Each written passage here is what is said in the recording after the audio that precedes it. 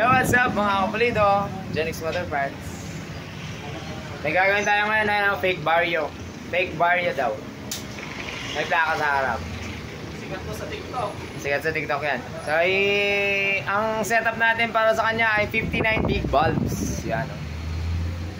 Fake Vario in the house.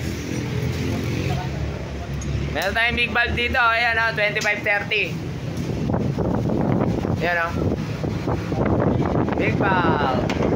Pinakita ko sa mga CNC board. Nakita niyo yung mga gigs. CNC board. So, plug and play na to mga kapulito. Let's go. Baklasin na to. Yun no? Yun no? Oh. Big bulb. Exhaust yun ha. Intake. Yan, intake oh. Click. 125 upgrade 59 big bulb. 25 30. Yan ha. Solid po yung mga valves nito. Tapos ang kanyang block MTRT chrome bore. Sana all. May pambili. Dala niya to Click 150 na ano, injector, bakuran. Ito, sinabihan ko siya, ipagdasal daw muna niya sa simbahan to. Sana di mabali. Tapos, meron siyang cam 5.5. Alright. Yun o. So halos magpa-plug and play na lang kami mga kapulido. Yolak to, yolak. So yun, ito oh, fake Vario. Click 125. Ang problema lang wala pa siyang ano, throttle body. Throttle body na mas malaki kasi yung ating head ay 29mm intake port. Ito 22mm lang. Just wala pa siyang ram air. So wala, yun na lang kung anong mangyayari. Basta sa atin ibibuild lang natin mga kapulido. Yun, mamaya kalas na yan mga kapulido. Bale ito na yung click headworks na natin. Ay hindi pala, bale konting gagawin lang para dun sa water flow. Shoutout pala sa dayo natin all the way from Paranaque. Paranaque na sir? Ayan, na-stress na sila, biyahe pa lang papunta dito. Bati pa naman sila. Bati pa naman sila ngayon. Mamaya ewan ko lang pag nainip na si Mrs. Lele Asikan.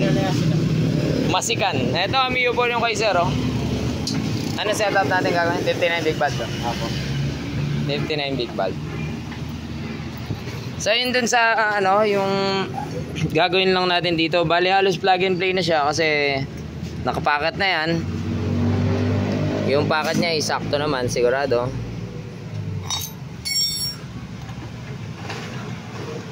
Ayan yan. Ay may maglalakad tayong konti. Sakto siya, sakto. Pero syempre dun tayo sa safety. Hindi naman pwedeng sakto lang. So lalakad tayong konti ng packet. Lalapad lang pero ilalim hindi na kasi goods na yan eh. Tapos yung dito sa kanyang head, kasi kung titingnan nyo kulang ng butas. Bali bubutasan ko to, dagdag water flow, coolant flow pala. Ayan, kung titingnan nyo wala siyang butas dito, wala siyang butas dun. So lagi kong ginagawa to pagka sa click, nilalagyan ko ng butas kasi kung titingnan mo naman kompleto naman yung butas ng head eh.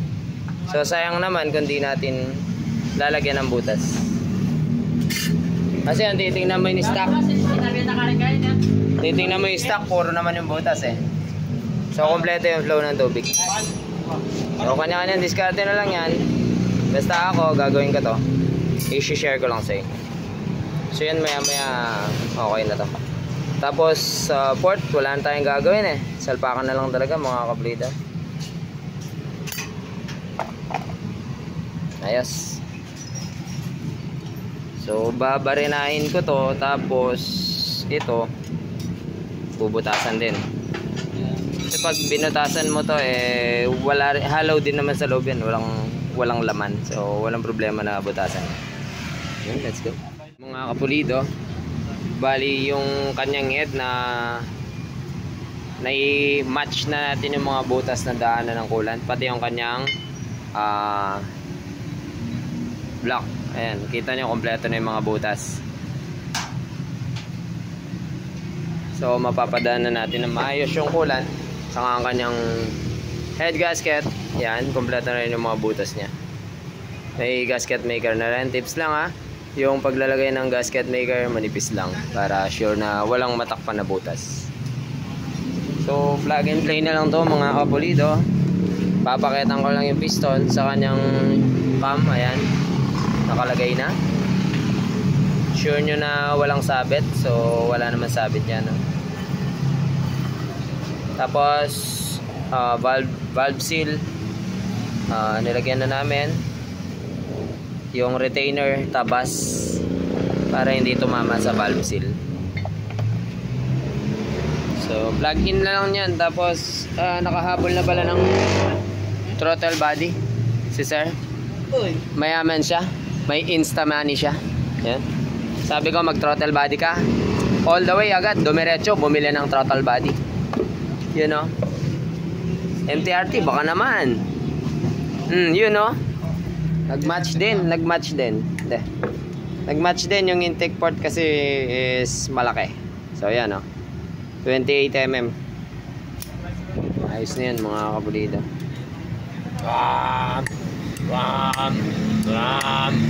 Wow.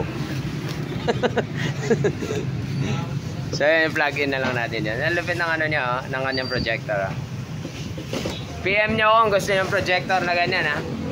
Yan, papaship ko sa inyo. Plug and play na. Plug and play na.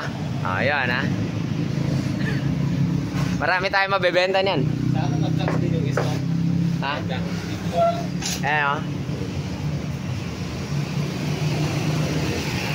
Owl Eye HID projector. HID yan na. LED projector. Nasanay ako sa HID, lagi ako naglalagay dati. So yan, piston na lang. Sana yung piston, trabahuin ko na. Double action to, habang tinatrabaho itong click. Ito naman big valve Paranaque.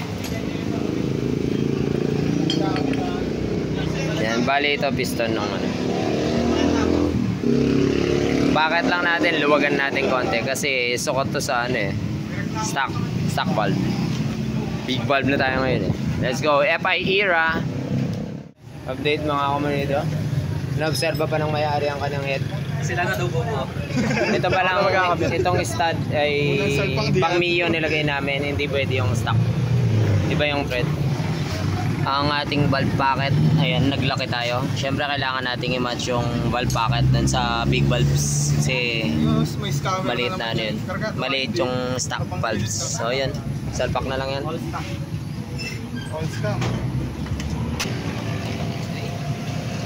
Very good sila, naka ano sila, extended swing arm. Napadali ang trabaho. Napadaling konti yung trabaho kasi hindi na kailangan itanggalin yung shock. Pag-stop natin yung ES sa bababayin na yung mga... Hindi naman namin binababa. Paano? Masikip lang yung mga... Masikip may pasok. Yun. Mga kapulido, sisip-sipin niya muna yung gas dahil green gas yan. Green gas. Hindi tayo kamote outside. Hindi natin kailangan mag-green gas. So yan, installed na all the way. MTRT. MTRT. Tapos ito, Genrix head. Genrix super head.